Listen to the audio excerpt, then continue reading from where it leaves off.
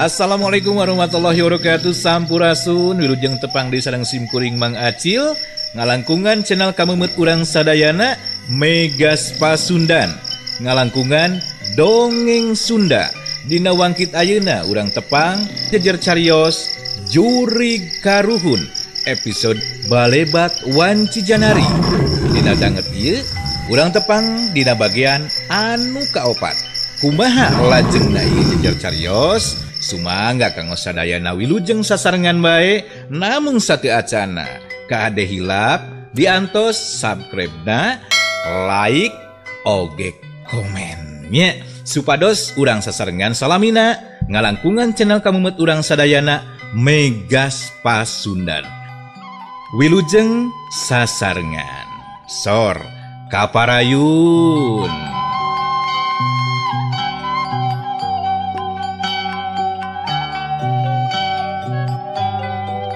Kidaroji harita anu sarua ngadenge omongan sarupa kitu manehanana nyiak beureum atuh beungeutna tapi kituna teh manehanana teu bisa ngomong ku kumaha tangtuna bingung anu aya kusabab kilurah ogenan teu mere bukti ngeunaan yen saha-sahana eta tegesna jelema anu geus wani nyulik anak kilurah tapi sok sanajan kitu dina hate leutik manehanana geus bisa maca geus bisa nerka yen moal saha deui anu geus ngiwat anak kilurah teh iwalti anu kasebut Jurig Karuhun. Moal boy ieu mah geus moal saha deui. Saupamana ngabandingkeun pagunaman kilurah jeung beja ti murid kula si Sukmara moal salah deui anu ayeuna geus ngiwat wanoja kilurah lian ti Jurig Karuhun. Bener ieu mah lah moal salah deui. Gerentes hate Kidaroji harita teh sedengkeun harita juragan karsa ogenan sarua manehanana katingali jiga nu bingung ngahuleng teu beda jeung Kidaroji manehna ge harita nganggap anu geus nyulik marni teh boa-boa nyaeta anu kasebut Jurig Karuhun teh ngan lamun manehanana inget deui kana beja ti guruna Mbah Inten ngeunaan Jurig Karuhun anu mangrupa jawara ti golongan putih betnaha asana teh ku pamohalan lamun manehanana ngalakukeun tindakan anu mustahil dilakukeun ku jago ti golongan putih kitu ceuk pamikirna tungtung nama juragan karsa ogenan jadi sabil atuh harita teh ku narima beja sarupa kitu mah sapasang panonna katingali nyureng nepikeun ka halisna patepung ceuk paribasana nandakeun kaayaan manehanana anu harita bener-bener keur mikir tari. Bener lieur imah lieur yang hareupan kejadian anu sarupa kieu mah omongan tinu jadi guru anu ngaran Mbah Inten nyatana jauh beda tina kanyataan anu kejadian mangsa ayeuna tapi anu leuwih ngajadikeun kula sabil Mbah Inten oge tangtuna tara salah dina nyaritakeun kaayaan boh dina mere beja atawa anu sejena. Komo lamun nyatana ka kaula kasebut nama muridna bet asana teh kuteung teuingeun lamun mere beja anu papalimbang jeung kanyataan tapi lamun nya memang bener ayeuna Jurig Karuhun nyimpang kana lengkah anu salah tangtuna pasti aya sabab jeung alesanana anu pasti nah hal ieu anu sakuduna dipaluruh dibuktikeun anu bener-bener ulah ku saukur jeung nuturkeun amarah jeung tindakan anu teu dibarengan ku bukti jeung kanyataan anu leuwih jentre tur tangtuna leuwih jelas kitu cenah harita teh ceuk juragan karsa urang tunda lalampahanana juragan karsa jeung Kidaroji anu harita keur bener-bener bingung saha sabenerna anu ngaran Jurig Karuhun.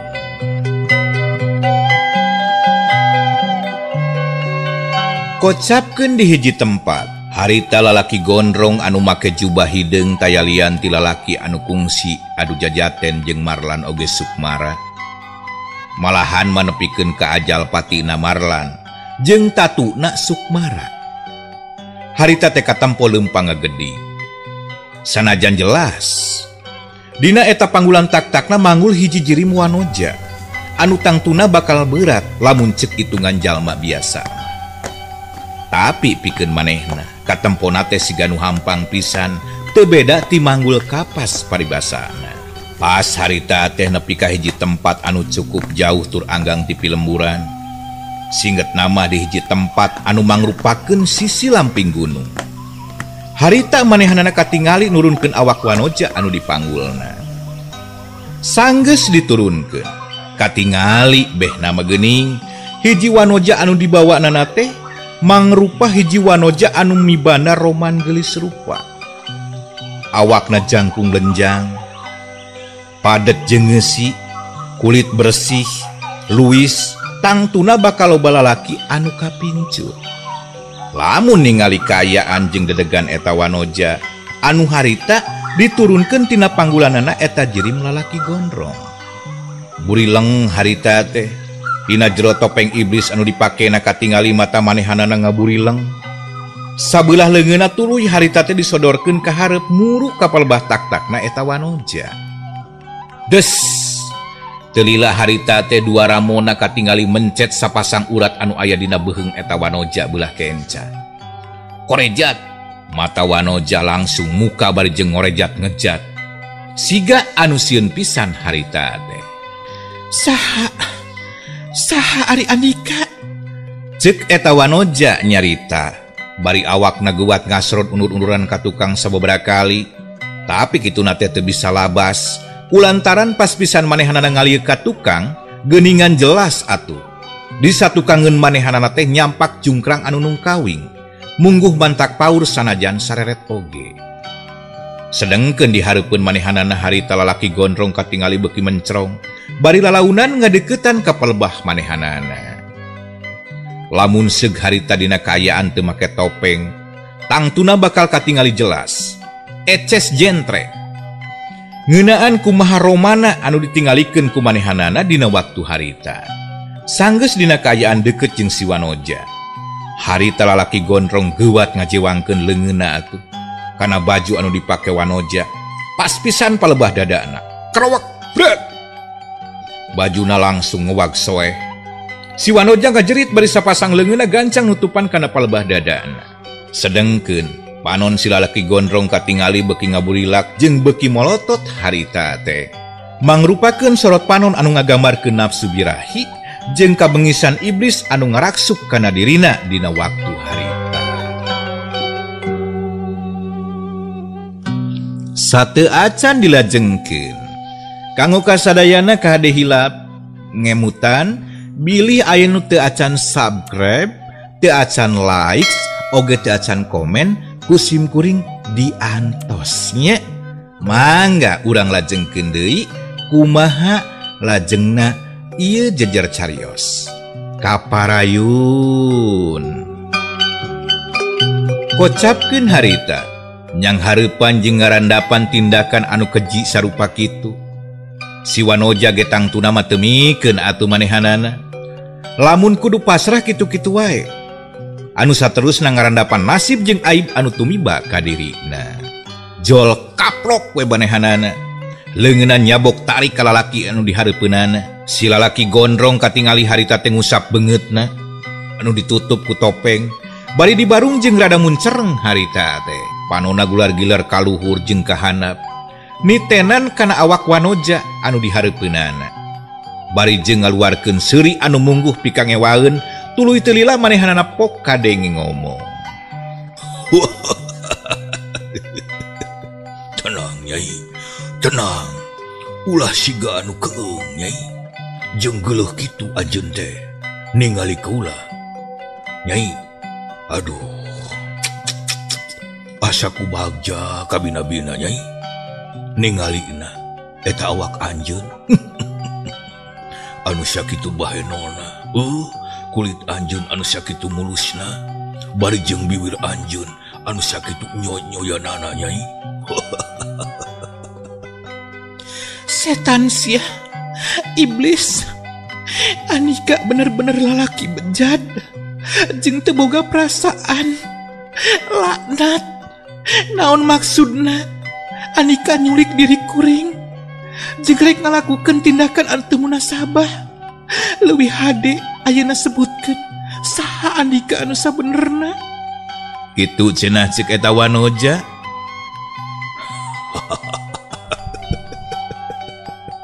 Ulah loba tatanya jeung salempang saperti kitu. Nyai, anu penting mah urang di ieu tempat ngan ukur aya urang duaan. Asa nama, asa kulebar. Lamun ieu tempat teu dimangpaatkeun ku urang duaan. Lain kitu Nyai. Teu sudi najis. Dasar iblis. Bari teu lila harita teh leungeun katuhuna geuwat deui ngajewang kana pelebah baju si Wanoja. Nepikeun ka rangsak jeung langsung kabdol kana cekelan leungeunna sapada harita. Atuh puguh si Wanoja teh harita ngajerit. Kurang ajar iblis. Diri kuring daripada dipaksa pirusa ku Andika. Leuwih hadeng masing pati di dieu. Udah Nyai, ulah. Biraku ah. Nah, nyarita kitu. Ulah Nyai, ulah. Bener ya Andika mundur. Bener ya. Andika mundur. Tinggalkeun diri kuring ayeuna keneh. Ceuk eta Wanoja. Lalaki anu aya di hareupeun manehanana katingali beuki nyosor ka palebah eta Wanoja. Tungtung nama si Wanoja teh harita nekad manehanana. Saterusna henteu disangka ti anggalna.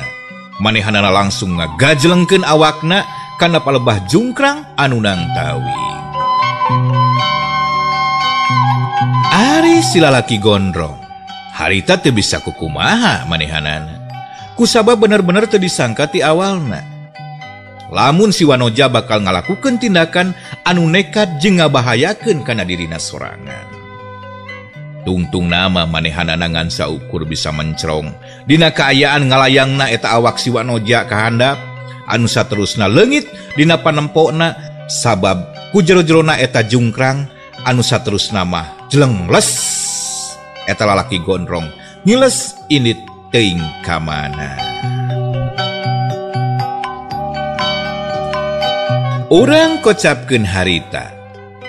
Waktu maju ke asar, di sisi lamping gunung kadenge sora tonggeret mapaes wanci kaburitnakeun. Di sisi walungan leutik anu caina herang ngagenyas, harita aya saurang awewe kolot anu ngaran Nyilangkir. Harita keur mawa hiji ruas anu dieusi cai meunangala tina hiji sumur anu aya di lengkob leuwih eta walungan. Tapi teu lila teh manehanana ngadadak curinghak sabab sacara tika haja sapasang panon manehanana ngadadak ningali hiji dahan kai sisieun jurang aya hiji jirim katingali nyangsang dina kaayaan awak pinuh ku tatu darangsak bari jeung boborot getih ngan untungna teh dahan kai tempat nyangsangna eta hiji jirim cukup gede anu akhirna bisa nahan kaayaan awak jalma anu harita nyangsang tea. Ningali kaayaan kitu, gancang Nyilangkir harita nunda ruasna atuh. Sot ruas ditunda dina hiji batu anu rada gede. Dina hatena ngagerendeng ngomong sorangan. Bet naon geuning?